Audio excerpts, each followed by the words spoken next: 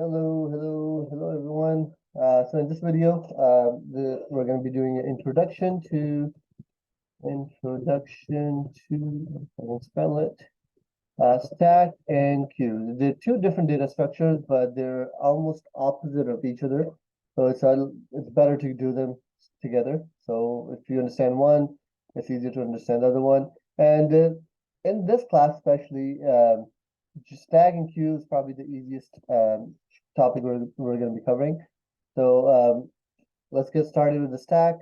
So the way you would declare stack would be it's a data structure. So you would have to define which um, object you want to store. So in here, you can do either integer or you want to do string, anything that you want. You actually have to type that in and define it this way. For this example, we're just going to keep it as integer. Call that stack new.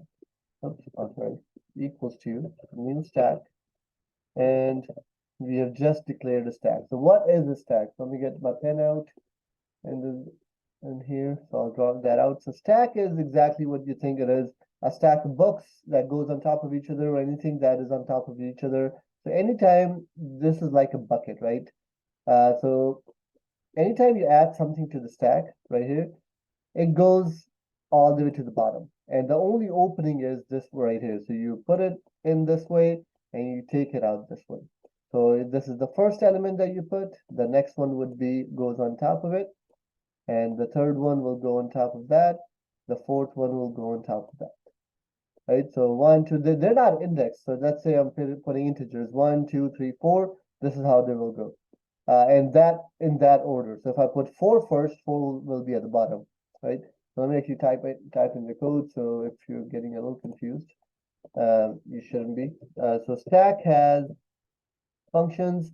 They also have an add function, but the main function you're going to be using because they don't use add for stack. So try using like push function. When you use the push function, it works like an add function. So you're going to be adding it to the stack, and it's going to be something like this. The first item that is going to be stack dot push, and you're going to be adding the second item just like this, and stack dot push, and we'll get it adding the third item and stack dot push. So it says item, so this is the actual item, not the index. So we're actually adding 1, 2, 3, 4 elements in the stack. So if you add it this way, that's how they're going to be showing in the stack. So 1, 2, 3, 4, 4 will be at the top. So now, if you want to remove something from the stack, so you do stack dot pop. So pop is like a remove function, right? So let me comment that in there. So push is equals to kind of like an add function, and pop is, sorry about that. Pop is like a remove function. So if you remove something, which is you're popping something from the stack, let's say, write that again. Just like this is actually going to remove the top element from there. You don't actually pass anything in. You do a pop and it removes the last element, whatever was added last. So this is known as last in, first out. So if you've heard of that, last in, first out. So 4 was last in, because we added it last. That would be the first one out. So this would actually remove 4 from the list. So now you would not have 4 here. You would have 3, 2, 1 in that order. So to get to number 1, you would actually have to do pop 3 times. So stack dot pop, stack dot pop. So this one removes 4. This one removes 3, and this one removes 2. So now, when you have a code something like this one, now you have removed 3, you have removed 2. Now 1 is all the way at the top. That makes sense? So now the only thing left in the stack is 1, and it actually removes it the way you would actually, the opposite way you added it. last in, first out. Okay, whoever came in last will go out first. So if you wanted to go through the stack, I'm going to comment this out.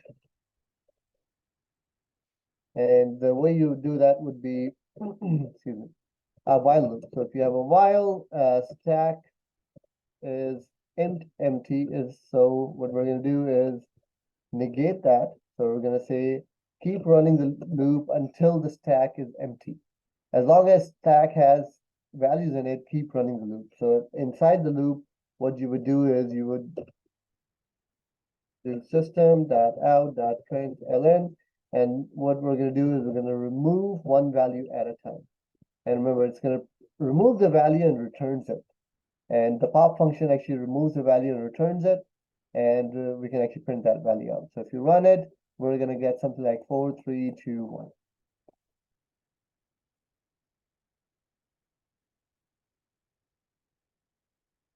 We got 4, 3, 2, 1 because 4 was added last and we removed that first. There's another function called peek.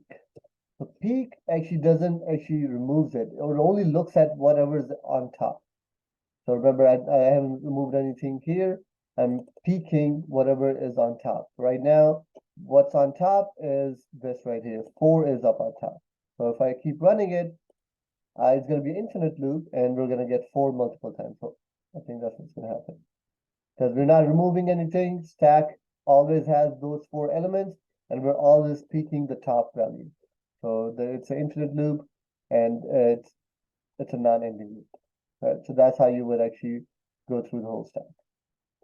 All right. Let's see.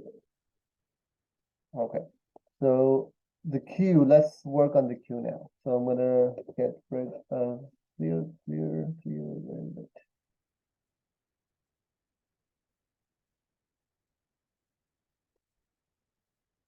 So I'm gonna get rid of this code.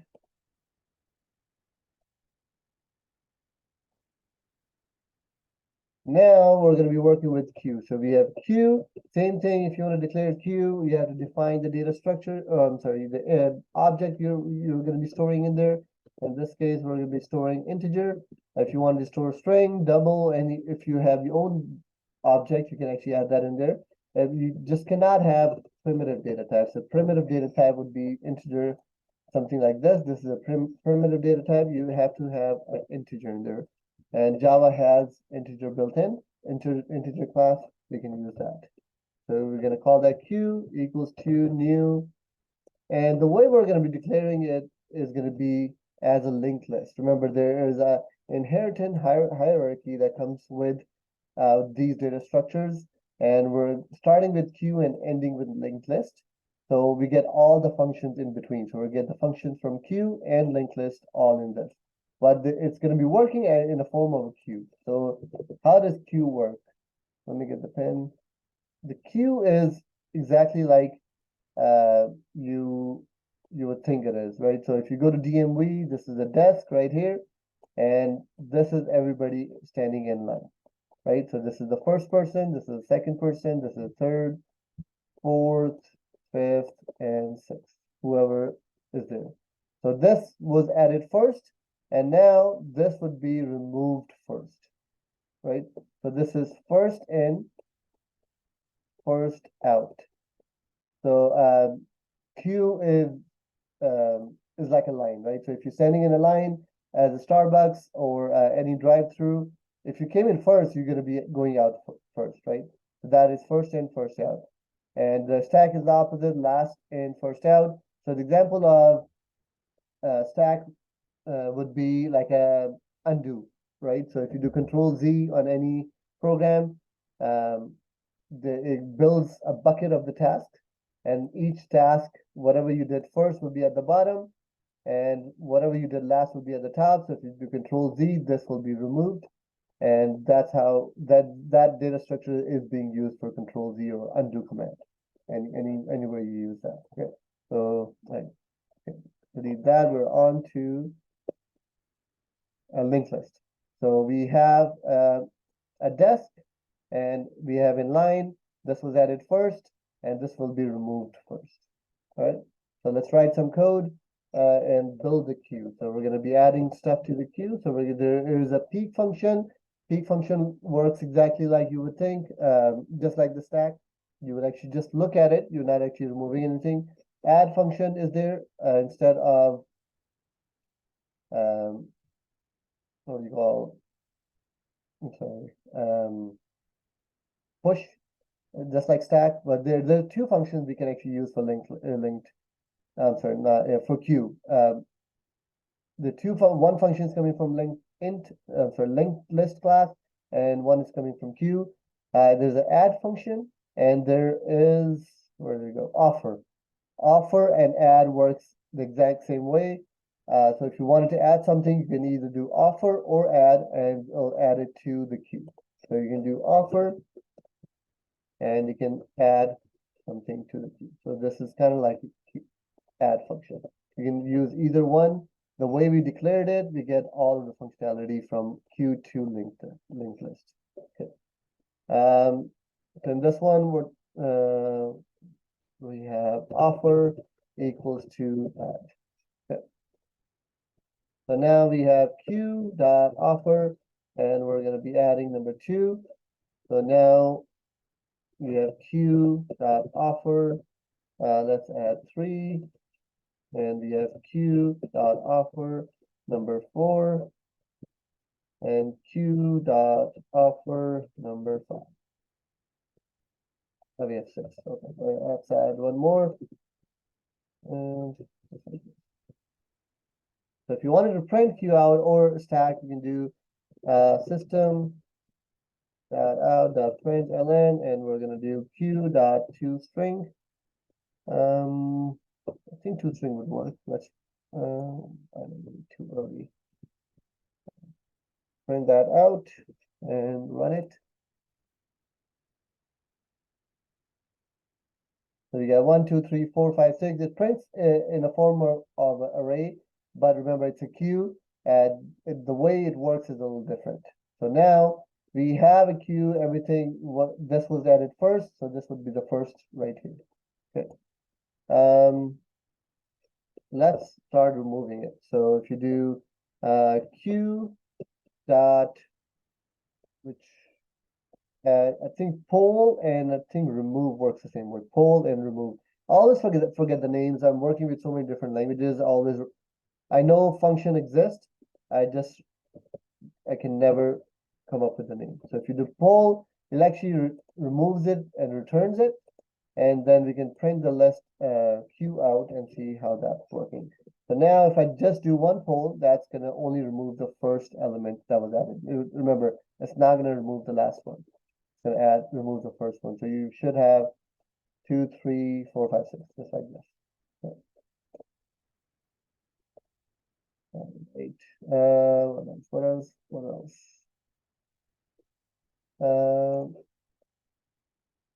Get rid of this. And if you wanted to run, go through the whole queue, what you do while loop, and you would actually have to remove all the elements. Remember, queue is not indexed, so you cannot access each element in the middle of the list.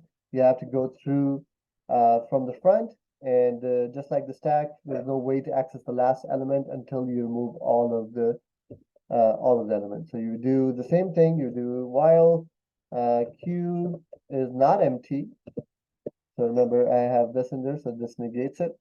So if it's not empty, we would run the loop. And if you just do system dot out dot println and we do queue dot peek, remember we're not removing anything, so we would have like an infinite loop. So I'm going to get rid of this.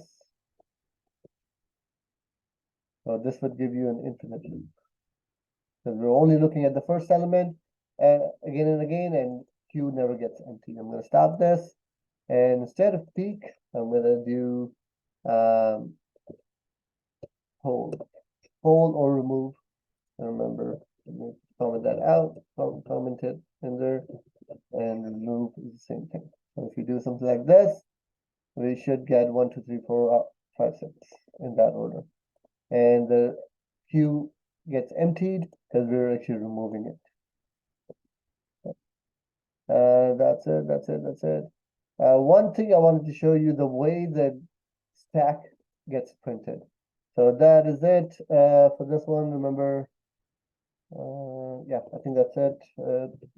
I'm going to do Control Z. So go back to Q, the code that I had for stack. I'm sorry, go back to stack. I keep messing that up. And I wanted to show you how stack will be printed. And I cannot go back there. I'll just retype it. Stack, we got integer stack, and stack equals to new stack, just like this, and stack dot push, and we do one stack dot push dot two, and I'm going to add one more stack dot push. Come on. 3. So now if you do system dot out, you just do s out. I'll just type it in for you, and we can do stack out. Oh, I'm sorry, stack dot to string.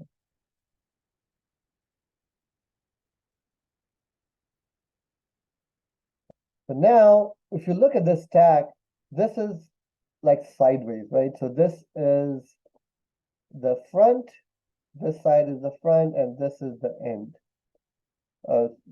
Well, shouldn't say that. So this is the bottom. Sorry, let me repeat that. This is the bottom, and this is the top. So if you look at this tag, this string representation, you have 1 here, 2 here, and 3 here. It goes in a stack, and the only way to access is one element at a time, and you start from this side, right? So if you do pop, you get 3, but this is the bottom, this is the top.